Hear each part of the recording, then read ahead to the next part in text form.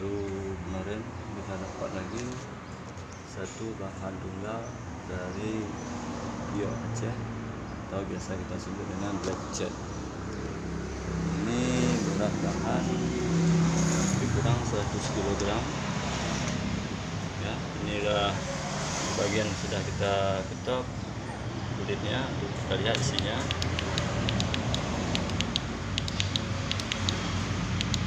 Ini kita senter ya, ini jauhnya bagus, tembusnya memang kelihatan kurang karena bahannya masih padat alias bongkahan ya. Ya memang begini, tapi kalau sudah diiris, dipotong-potong, maka dia hijaunya akan lebih bagus.